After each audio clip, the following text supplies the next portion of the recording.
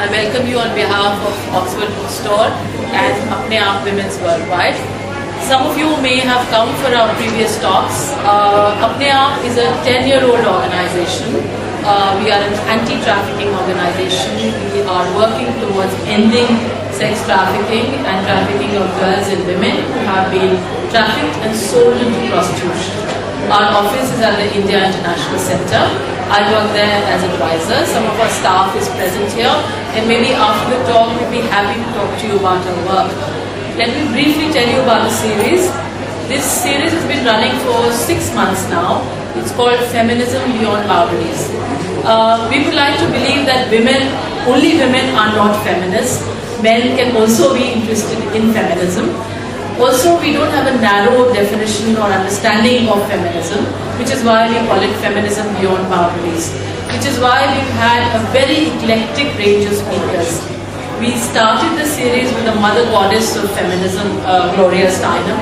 She came and spoke about her understanding of feminism, and since then we've had different people come and talk about their understanding. We've had activists, we've had painters and artists, writers, and a whole diverse range of people. We're very, very happy to have Saif Mahmood with us. Many of you would know him as a very energetic lawyer. He's a lawyer at the Supreme Court. But many of you also have heard him recite Urdu poetry, which he does with great flair. Some of us have heard him at Senmat and other events. Today, Saif has agreed to do a culling, a selection from Urdu poetry, and because our series is pegged on feminism, we are hoping that what Saif reads for us today will be a selection of feminist Urdu poetry, or Urdu poetry which tells you how both men and women Urdu writers have engaged with feminism in different ways. You know, when I was coming here, I saw the dictionary, the Webster's online dictionary, and found that it defined feminism as a collection of movements and ideologies aimed at establishing and defending a state of equal political, economic, cultural and social rights for women. And a feminist, consequently, is someone who advocates feminism. Now, if you extend this definition to mean that a feminist is not only someone who advocates feminism, but also someone who does not have an option to excuse himself from reciting feminist Urdu poetry at 4 o'clock on a Monday, then I am also a feminist, and I certainly am most competent and eminent to speak to you on this opportunity. और ये मेरे feminist होने की निशानी है कि मैं रक्षंदा आपा को ना नहीं कह सका. मैं पूरे एक हफ्ते से सफर कर रहा था. कल रात को वापस आया हूँ. आज सुबह अपने घर पहुंचा हूँ. मेरी बीवी की तबीयत खराब थी और उसके बावजूद मैं 5 बजे यहाँ जो है एक फेमिनिस्ट ऑडियंस या प्रो फेमिनिस्ट ऑडियंस को फेमिनिज्म की कविताएं सुना रहा हूँ. इससे ज़्यादा जो है फेमिनिस्ट होने का मेरे और क्या सबूत है. और फिर मुझे ये भी मालूम है कि जो है हम लोगों के साथ कैसा बर्ताव होता है अगर हम लोग गलत बोल रहे हैं फेमिनिज्म के बारे में. तो लेकिन फिर मुझे नाज़िम अंसारी साहब की एक गज़ल जो है वो मिल गई और मैंने सोचा कि जब ये ऐसा हो सकता है तो यस ठीक है, फिर तो जो भी होगा होता जाएगा. कि डिप्लोमा और ना कुछ तजुर्बा चाहिए, डिप्लोमा और ना कुछ तजुर्बा चाहिए, शायरी के लिए बस गला चाहिए. इश्क की राह में गालियां ही सही, मार खाने का भी हौसला चाहिए. और लाख खूंसा हो या चप्पल हो या सैंडल, जो मुसीबत पड़े झेलना चाहिए. लेकिन मैंने ये सोच के जो है मैं यहाँ आ गया कि आप लोग ये सोच के मुझे माफ कर देंगे कि मेरे शेर, मेरे अशार तुमसे ही मंसूब हैं. ऐ हसीनों, तुम्हें और क्या चाहिए? See, it is generally believed that feminism in Urdu poetry is a recent phenomenon in modern Urdu poetry. It started in modern Urdu poetry and it's found only in the works of 5 or 6 modern women poets from Pakistan. We have Kishna Nahid, Parveen Shakir, Fahmida Riaz, Zaira Nigah, Ishrat Afreen, and before them there was no feminism or pure feminism, at least in Urdu poetry. The traditional poets, if we can call them that, did not write on feminism or on women's rights or emancipation, etc. That is what is commonly understood. But that's not altogether true. Yes, traditionally Urdu poetry is highly gendered. in the sense that most Urdu poets in the past have been men, and their poetry has been about their plights as lovers, or for which their beloveds have been responsible. So, though traditional Urdu poetry, especially the ghazal, is full of descriptions of women, in fact, the woman is the heart and soul of the traditional Urdu poetry. The role of the woman is shown sort of only in two ways. One, as a cruel beloved who's harassing her lover, who doesn't want to meet her lover, who wants to keep away from him. And second, as this most stunning and gorgeous lady whose beauty cannot be described in words, and even the best of metaphors found in the Urdu language are not enough to describe her. Therefore, we have Ghalib complaining, ये न थी हमारी किस्मत की विसाले यार होता, अगर और जीते रहते यही इंतजार होता, तेरे वादे पर जिए हम तो ये जान झूठ जाना, कि खुशी से मरना चाहते अगर एतबार होता.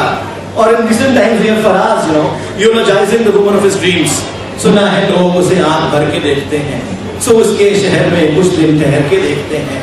सुना है उसके बदन की तराश ऐसी है कि फूल अपनी कवाहें कतर के देखते हैं. So, though Urdu poetry was woman-centric, it was not feminist. But that doesn't mean that as a blanket rule there have been no poets who have written on feminism in the past, or that the traditional poets did not write on feminism at all. Feminist issues did off and on crop up in Urdu poetry, and even in the poetry of some of the traditional poets in different ways. In the past, before the advent of feminism and Urdu poetry, there are poets who have written on struggles that women have faced in history. Poets have written on the grandeur of womanhood in the society, grandeur of womanhood in Islam. So what I intend to do today is to take you through this whole landscape of feminist Urdu poetry, starting from some of the well-known earlier traditional poets, and then bringing you to the various ways in which the progressives treated this subject of feminism, and then of course read from the hardcore, pure feminist poetry of the modern women poets that I have just named. तो शुरुआत में करता हूँ 1879 से. आप लोग हैरान होंगे, 1879 में मौलाना अल्ताफ हुसैन हाली, who was a disciple of Ghalib, उन्होंने मुसद्दस हाली लिखा. मुसद्दस हाली is a history of Islam, according to the author himself, the rise and fall of the Islamic empire. तो मुसद्दस हाली में वो बहुत ही पिक्चरस्टली डिस्क्राइब करते हैं how before the advent of Islam women were treated, how the Arab world was plunged into darkness, etc. उसके मैं आपको दो बंद सुना रहा हूँ. It's a very very long poem, इसको महाकाव्य कहा जाता है हिंदी में. उसके मैं आपको दो बंद सुना रहा हूँ. Just see how picturesquely he describes the condition of the society and especially of women before the advent of Islam, and he talks specifically about female infanticide, the practice which was very very prevalent in Arabia. ये अरबों के बारे में बता रहे हैं. चलन उनके थे सब वैशियाना, हर एक लूट और मार में था यगाना, फसादों में कट्टा था उनका जमाना, न था कोई कानून का ताजियाना. वो थे कत्लो गारत में चालाक ऐसे, दरिंदे हो जंगल में बेबाक जैसे. और अब ये बंद देखिए, जो होती थी पैदा किसी घर में दुख्तर, बेटी जो होती थी पैदा किसी घर में दुख्तर, तो खौफे शमाकत से बेरहम मादर, out of the fear of castigation, तो पुअर मदर क्या करती थी वो, जो होती थी पैदा किसी घर में दुख्तर, तो खौफे शमाकत से बेरहम मादर, फिरे देखती जब थी शौहर के तेवर, कहीं जिंदा गाड़ आती थी उसको जाकर.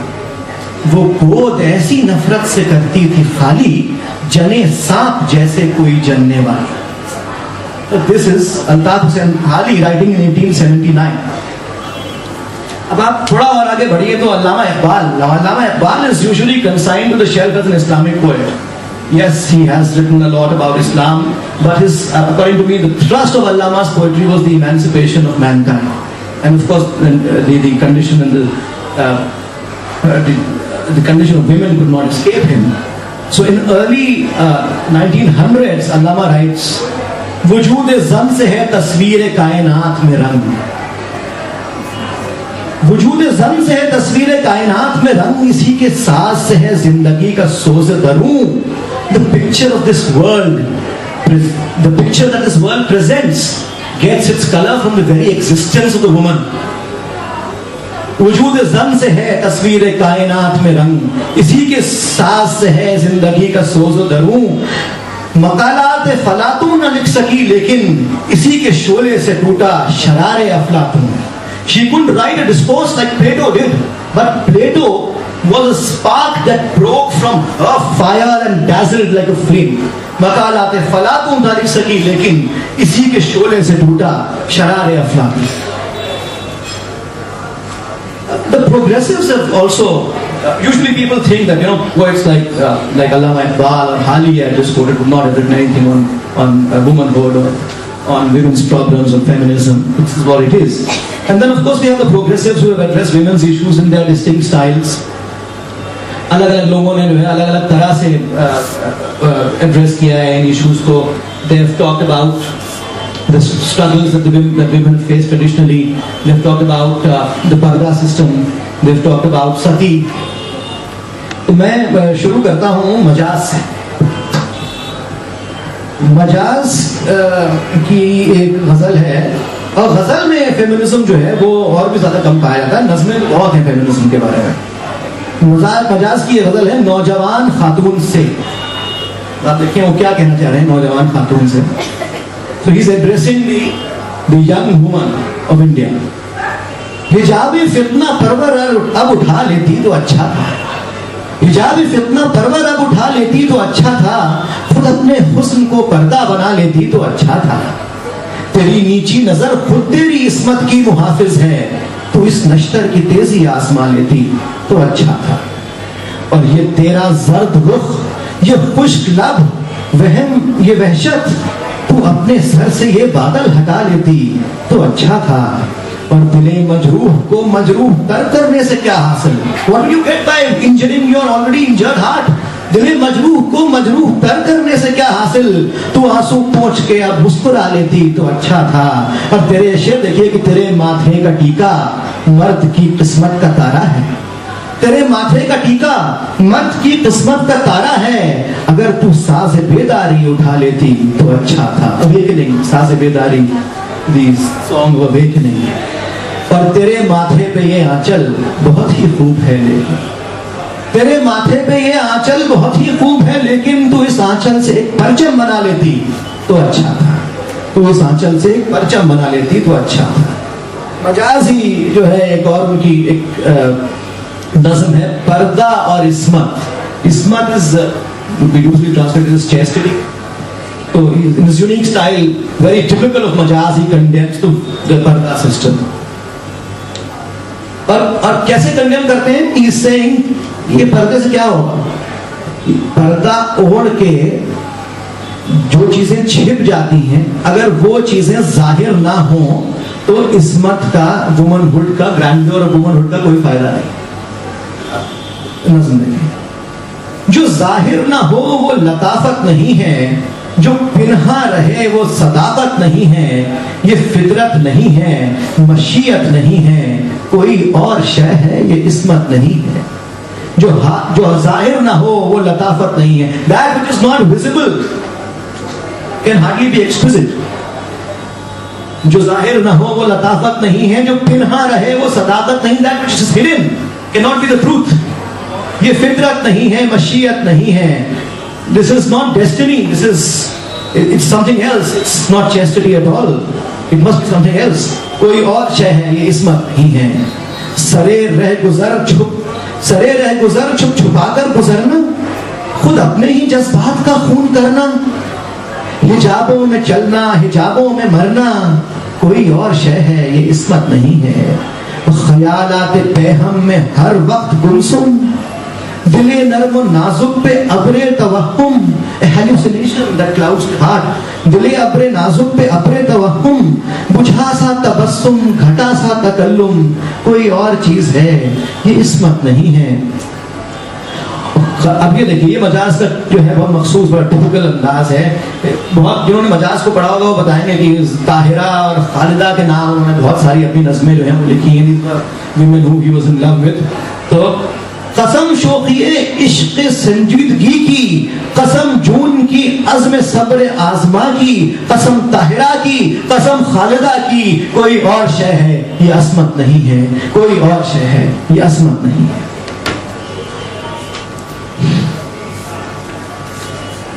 साहिर का एक बड़ा मखसूस अंदाज था, साहिर लुधियानवी साहब का एक बहुत ही मखसूस अंदाज था, और उसका एक पहलू उनकी शायरी का ये है कि जो मॉन्यूमेंट्स होते हैं या जिनको usually people would think of such monuments as tributes to और टेस्टामेंट्स टू रोमांस और love, like the Taj Mahal for instance, शायरों ने जो है वो दीवान पे दीवान छाप दिए ताजमहल को एक ट्रिब्यूट टू लव या ट्रिब्यूट टू रोमांस कहने पे, या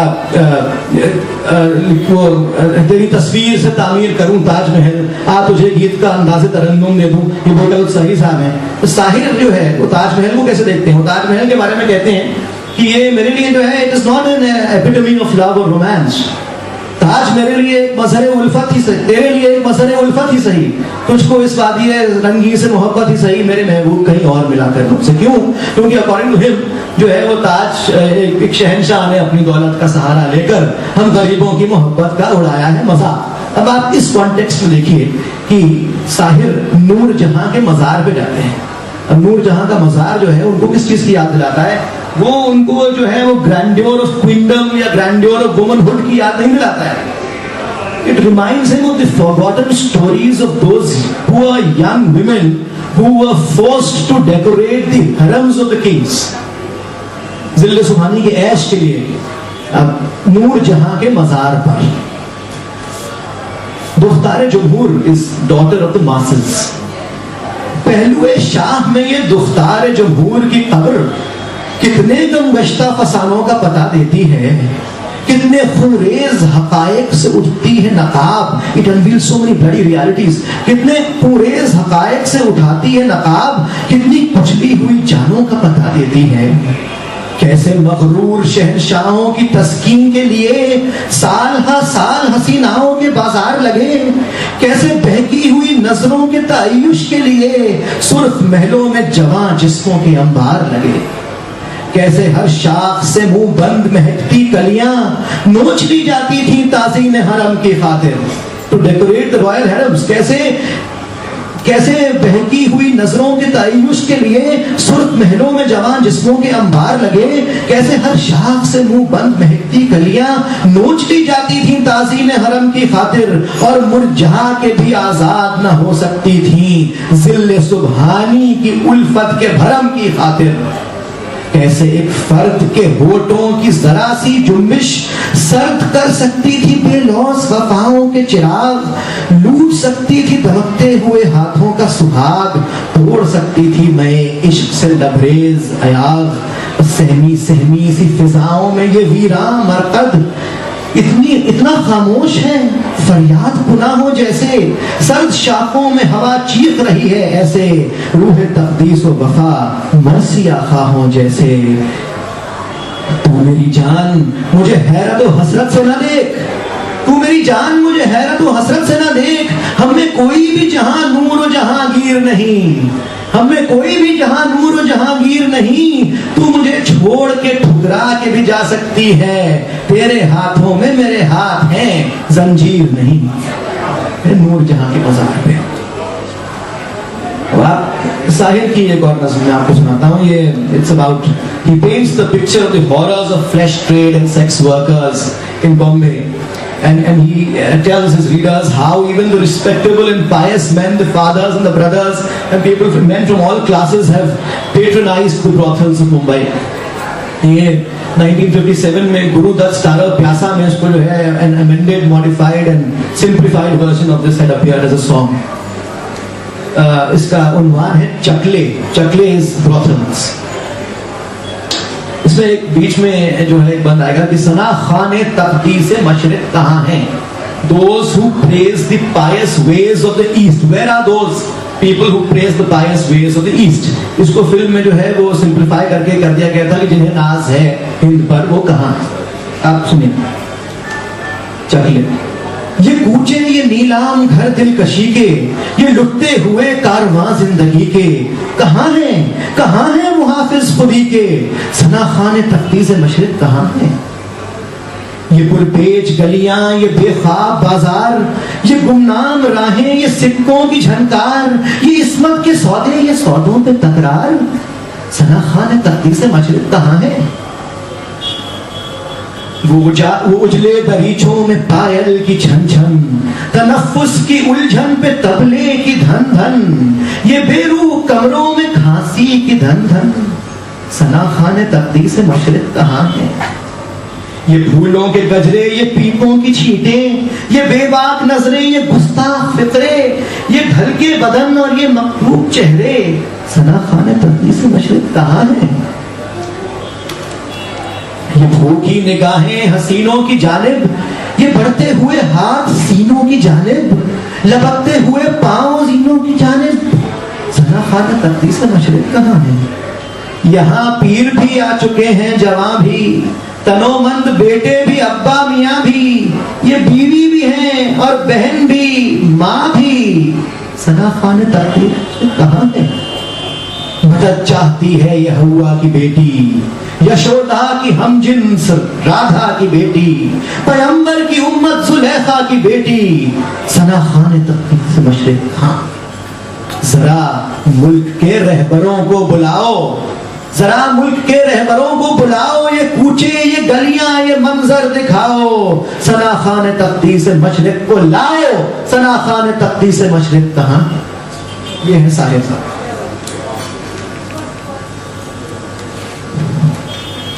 एक शायर का एक और बड़ा मखसूस अंदाज है साहब। अच्छा, उससे पहले मैं एक छोटी सी आपको और शायर की सुना देता हूं। औरत ने जन्म दिया मर्दों को, मर्दों ने उसे बाजार दिया, जब दिल चाहा मसला कुचला, जब जी चाहा धुतकार दिया। तुलती है कहीं दीनारों में, बिकती है कहीं बाजारों में, नंगी नचवाई जाती है अय्याशों के दरबारों में, ये वो भी इज्जत चीज है जो बढ़ जाती है इज्जतदारों में। मर्दों के लिए हर जुल्म रवा, औरत के लिए रोना भी खता, मर्दों के लिए लाखों सेजें, औरत के लिए बस एक चिता। मर्दों के लिए हर ऐश का हक, औरत के लिए जीना भी सजा। जिन होठों ने उसको प्यार किया, उन होठों का व्यापार किया, जिस कोख ने उसको जन्म में, जिस कोख में इनका जिस्म ढला, उस कोख का कारोबार किया। जिस तन से उगले कोपल बनकर उस तन को जलील और खार किया। मर्दों ने बनाई जो रस्में, उनको हक का फरमान कहा, औरत के जिंदा जलने को कुर्बानी और बलिदान कहा। इस्मत के बदले रोटी दी और उसको भी एहसान कहा, इस्मत के बदले रोटी दी और उसको भी एहसान कहा। संसार की हर एक बेशर्मी गुर्बत की गोद में पलती है, शक्लों ही में आकर रुकती है, फाकों से जो राह निकलती है। मर्दों की हवस है जो अक्सर औरत के पाप में ढलती है। औरत संसार की किस्मत है, फिर भी तकदीर की हेटी है। अवतार पैगंबर जनती है, फिर भी शैतान की बेटी है। ये वो बदकिस्मत माँ है जो बेटों की सेज पे लेटी है। औरत ने जन्म दिया मर्दों को, मर्दों ने उसे बाजार किया। अब ये तो एक जो है रंग हो गया शायर का कि वो बता रहे हैं कि किस तरह से जो है वो औरतें भुगत रही हैं इस संसार की आयत को, रस्मों को। अब एक और रंग देखिए शायर का, he is addressing his beloved and he demands from his beloved that she should either stop bothering about the world and be rigid about customs and culture and rights, or she should stop portraying to be an emancipated woman and go and marry whoever her parents want her to marry. Yak Sui title है। yak Sui की का देखिए English में कोई तर्जुमा नहीं हो सकता। yak Sui का ऐसे जो है ना, it's like as I said earlier in my talk on fair, somebody had said that translation is like a wife, it can either be faithful or it can be accurate or beautiful.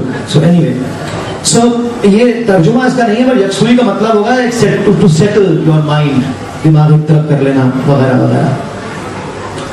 अपनी महबूबा से कह रहे हैं, अहद गमगश्ता की तस्वीर दिखाती क्यों हो, अहद गमगश्ता की तस्वीर दिखाती क्यों हो, एक आवाराए मंजिल को सताती क्यों हो। वो हंसी अहद जो शर्मिंदा ईफा ना हुआ, that time which was not ashamed of being satisfied, वो हंसी अहद जो शर्मिंदा ईफा ना हुआ, उस हंसी अहद का मफहूम जताती क्यों हो। जिंदगी शोले बेबाक बना लो अपनी, खुद को खाकिस्तार खामोश बनाती क्यों हो। मैं तसव्वुफ के मराहिल का नहीं हूँ कायल, I don't believe in the ideology of mysticism. मैं तसव्वुफ के मराहिल का नहीं हूं कायल, मेरी तस्वीर पे तुम फूल चढ़ाती क्यों हो? कौन कहता है आहें, कौन कहता है कि आहें हैं मसाइब का इलाज? Who says that your sighs will cure all your afflictions? कौन कहता है कि आहें हैं मसाइब का इलाज? जान को अपनी अबस लगाती क्यों हो? एक सरकश से मोहब्बत की तमन्ना रखकर, अपने आप को कह रहे हैं सरकश रिबेल, एक सरकश से मोहब्बत की तमन्ना रखकर खुद को आईन के फंदों में फंसाती क्यों हो? आईन रूल्स लॉ, एक सरकश से मोहब्बत की तमन्ना रखकर खुद को आईन के फंदे में फंसाती क्यों हो? और ये बंद देखें जरा, मैं समझता हूँ तकद्दुस को तमद्दुन का फरेब। I consider chastity as a fraud of civilisation. Chastity according to me is a fraud of civilization. मैं समझता हूँ तकद्दुस को तमद्दुन का फरेब, तुम रसूमात को ईमान बनाती क्यों हो? Why do you make customs your faith? मैं समझता हूँ तकद्दुस को तमद्दुन का फरेब, तुम रसूमात को ईमान बनाती क्यों हो? जब तुम्हें मुझसे ज्यादा है ज़माने का ख्याल, फिर मेरी याद में यूं अश्क बहाती क्यों हो? तुम में हिम्मत है तो दुनिया से बगावत कर लो, तुम में हिम्मत है तो दुनिया से बगावत कर लो, वरना माँ बाप जहाँ कहते हैं शादी कर। ये है साहब साहिर यकसूरी, ये परवेज आलम साहब कहते हैं कि जब वो AMU में पढ़ा करते थे तो खवातीन उनसे सिर्फ यही सुनने आती है नहीं? हाँ, कैफी, ये कैफी आसमी की एक नज़म है, औरत उसका उन्वान है, औरत। और इसमें वो ये कह रहे हैं औरत से कि तुम मेरे साथ चलोगी, you are my companion, and as a companion please do not expect to be protected by me. You will also have to face the same problems, the same predicaments as I face, because we are equal in this journey of life. औरत क़ल्ब माहौल में लर्ज़ां शररे जंग है आज, हौसले वक्त के और जीस्त के यकरंग हैं आज. Today's sparks of war waver in the air. Time and life have the same spirit in today's world.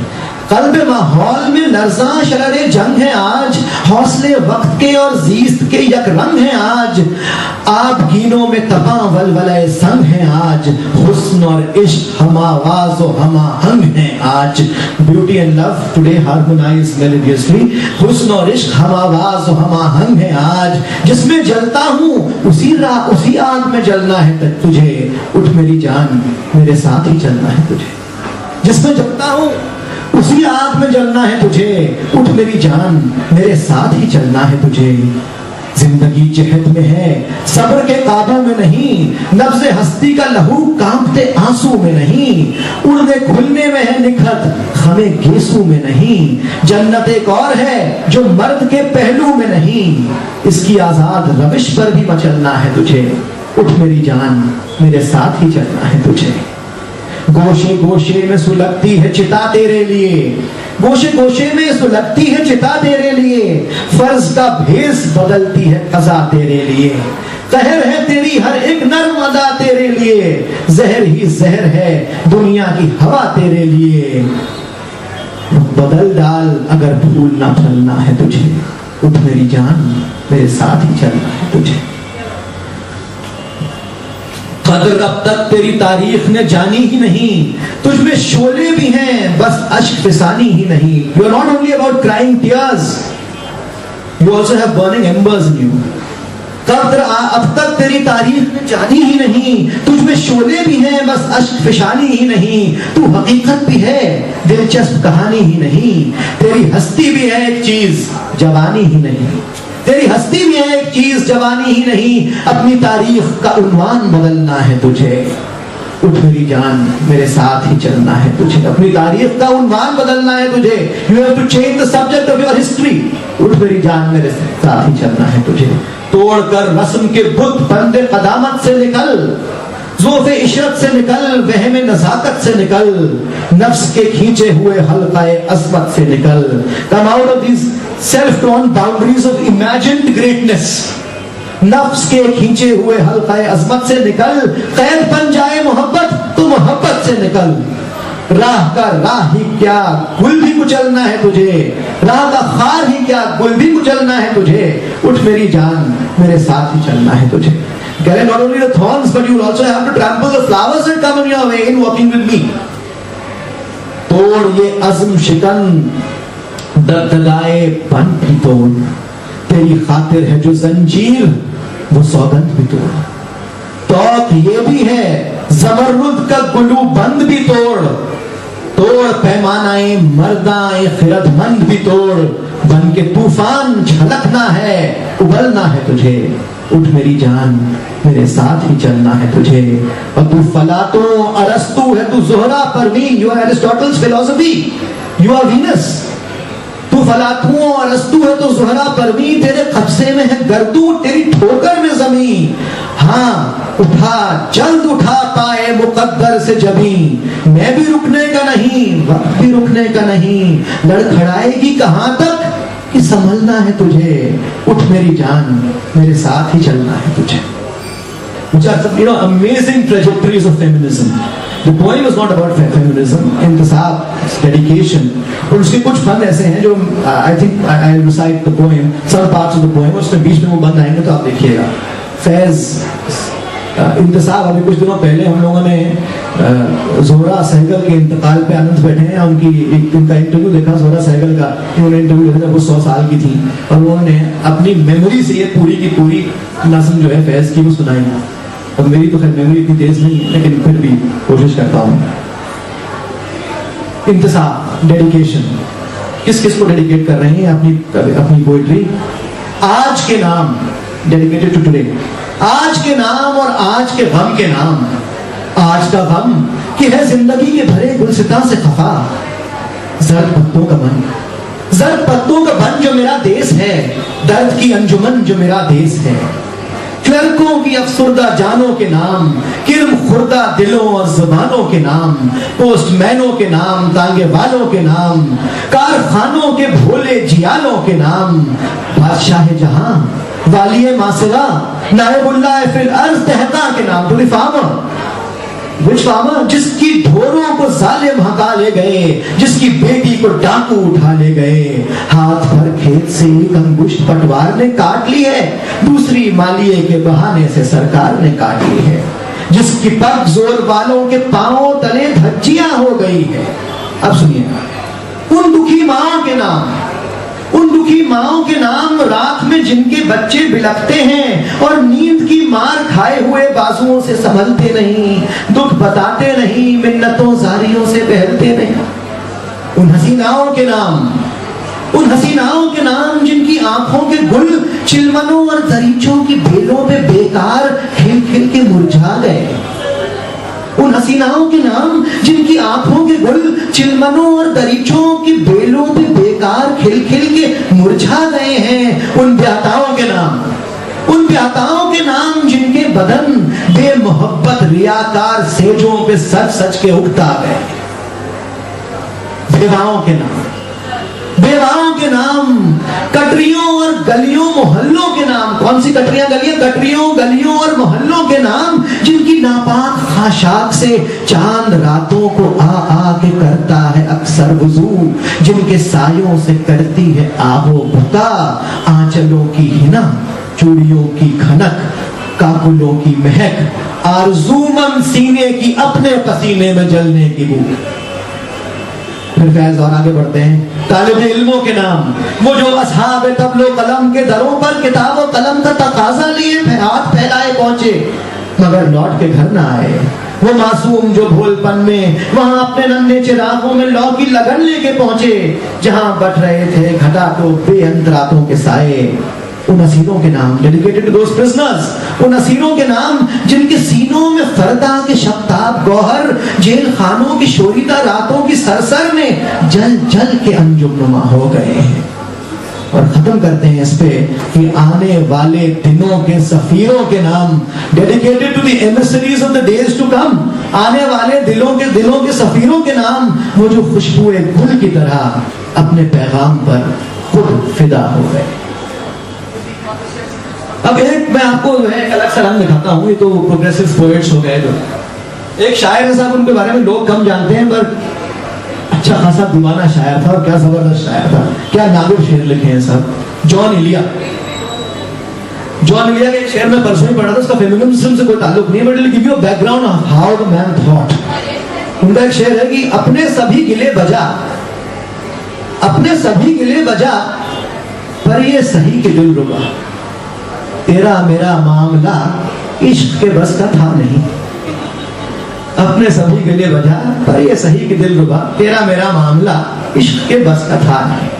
अब जॉन इलिया साहब जो हैं, उनका पहले तो एक शेर सुन लीजिए, फिर उसके बाद आपको उनकी एक छोटी सी मैं जो है नज़्म सुनाता हूँ। उनका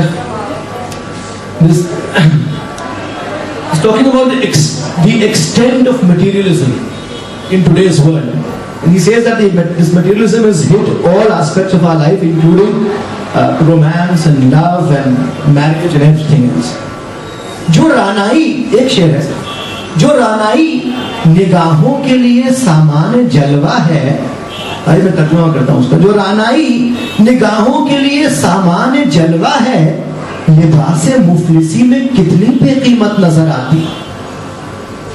यहां तो जाज़बियत भी है दौलत ही की परवरदा, ये लड़की फाका कश होती तो बदसूरत नजर आती। This beauty that is the effulgence of your sight, if clothed in penury, would have been so worthless. Here, even attraction is bred and brought up in money and materialism. This girl, ये लड़की फाकाकश होती तो बदसूरत नजर आती। This girl, if she was starving, would have looked so ugly. ये extent of materialism है। अब ये इनका एक बहुत ही distinct अंदाज है। ये इनकी his beloved comes to ask him to burn all the letters that she has ever written to John India. और ये जवाब क्या देते हैं? और वो क्यों? Why should she burn them? Why should he burn them? Because she fears castigation by the society if somebody reads those letters. Apparently they are no longer in a relationship, और उनको ये डर है कि अगर कोई पढ़ने का तो क्या होगा, मेरी जो है वो my life will become miserable. ये जवाब क्या देते हैं? जवाब ये देते हैं कि you forget about the world, forget what the world thinks. But if it is you who thinks that you have committed a crime or committed a sin by writing those letters to me, फिर तो बेहतर यही है कि खत लिखने की रस्म जो है वो खत्म हो जानी चाहिए। वापस क्यों करूँगा? सुनिए, फारेहा निगारीना, तुमने मुझको लिखा है, मेरे खत जला दीजिए। मुझको फिक्र रहती है, आप इन्हें गंवा दीजिए। आपका कोई साथी देख ले तो क्या होगा? देखिए मैं कहती हूँ ये बहुत बुरा होगा। मैं भी कुछ कहूँ तुमसे, फारेहा निगारीना, ए बेनासुकी मीना, इत्र बेनसीना, रश्क सर्व सीमा, मैं तुम्हारे हर खत को लोहे दिल समझता हूँ। लोहे दिल जला दूं क्या? मैं तुम्हारे हर खत को लोहे दिल समझता हूँ, लोहे दिल जला दूं क्या? जो भी सत्र है इनकी लाइंस, जो भी सत्र है इनकी कहकशां है रिश्तों की, कहकशां लुटा दूं क्या? है सवाद बीनाई, इनका जो भी नुक्ता है, इनमें जो डॉट्स लगे हुए हैं, they are like the my eyeballs. है सवाद बीनाई, इनका जो भी नुक्ता है, मैं उसे गवा दूं क्या? नक्शे जो भी हर्फ है इनका, नक्शे जां है जानाना, नक्शे जां मिटा दूं क्या? लोहे दिल जला दूं क्या? कहकशां लुटा दूं क्या? नक्शे जां मिटा दूं क्या? मुझको लिख के खत जानम, अपने ध्यान में शायद ख्वाब ख्वाब जज्बों के, ख्वाब ख्वाब लम्हों में यूं ही बेख्याल आना, जुर्म कर गई हो तुम, और ख्याल आने पर उससे डर गई हो तुम। जुर्म के तस्वुर में गर ये खत लिखे तुमने, फिर तो मेरी राय में जुर्म ही किए तुमने। जुर्म क्यों किए जाएं, जुर्म क्यों किए जाएं, खत ही क्यों लिखे जाएं।